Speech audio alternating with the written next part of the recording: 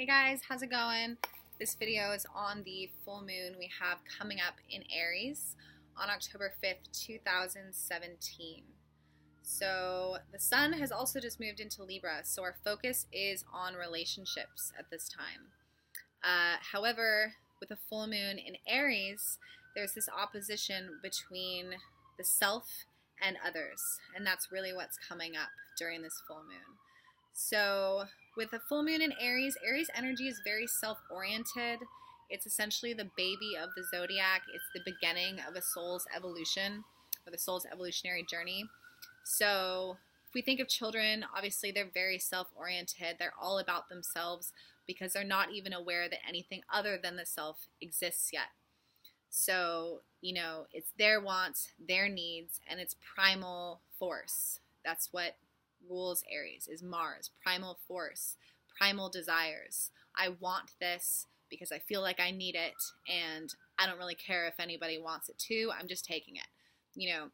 It's very childlike, self-actualizing behavior and emotions.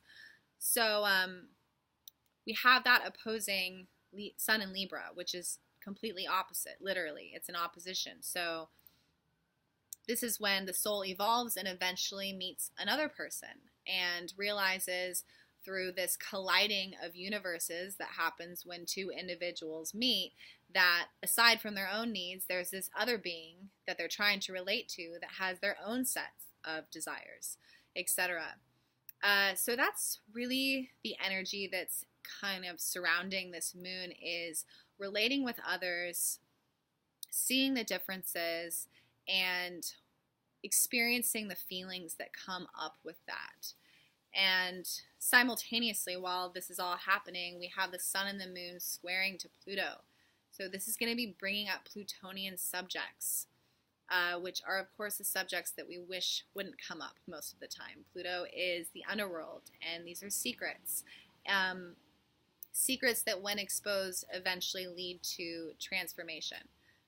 So in these partnerships, there's going to be exposure of certain things. And this can happen in a million different ways. This can also be exposure of shadow within the self through this mirror effect of interacting with another individual.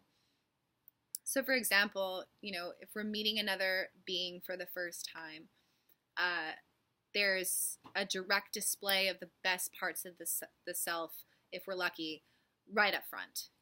This is me. This is myself, Aries.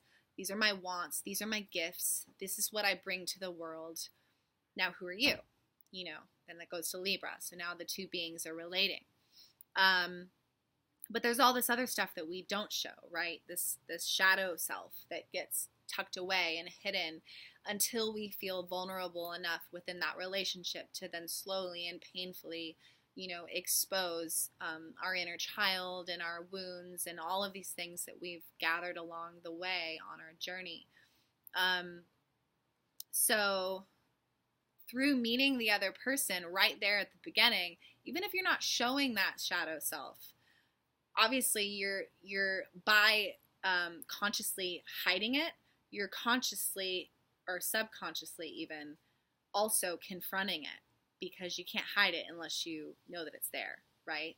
So that's the magic of spirit experiencing itself through all of us and all of us interacting, is that we're constantly exposing our own shadows through the other individual and becoming aware of the shadow. So there's a lot of that happening, and depending on your chart, it's going to happen in a different relationship dynamic in your life. And often when an individual leaves a relationship, they'll say something like, "Oh, I feel like I can finally be myself now." And of course, that's because in that dynamic, there were aspects of the self that weren't fully actualized or expressed within that partnership or relationship, friendship, whatever. So with this moon in Aries, I'm really feeling that it's going to be really feeling the part of ourselves, Aries, that wants to be seen, and fully transparent. And hopefully we're interacting with someone who has a willingness to accept those parts of us. But that, of course, needs to begin with our willingness to show it and be transparent, which requires bravery. At the same time, we have Venus and Mars conjunct during this full moon. So that's really more heart's desire. So this is like, I want it now. I want this now. I want to be the me that I want to be now. And if there's conflict in a relationship that's preventing you from doing that, that might be coming up because it's an important part of our evolution that we confront that at this time so we can continue on to become our higher self. But wanting to, hone in on the Libran aspect of that with the sun in Libra, remembering that the ultimate goal is harmonious relating. So meeting in the middle of two very different places, of the needs of the self and the needs of the other, which for them are just as important as yours, no matter how different they are.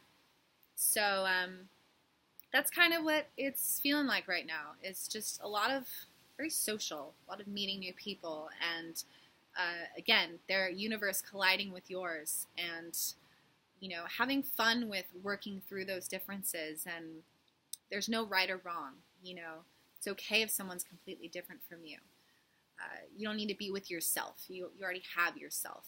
And the universe often presents us with somebody completely opposite to us for a reason, so that we can work through these exchanges and emotions and all the stuff that it brings up. So yes, excuse me, I will see you guys in 2 weeks on the new moon, unless I might do a video on Jupiter going into Scorpio, because I love Scorpio. So we'll see, but I'll definitely see you guys in 2 weeks. All right.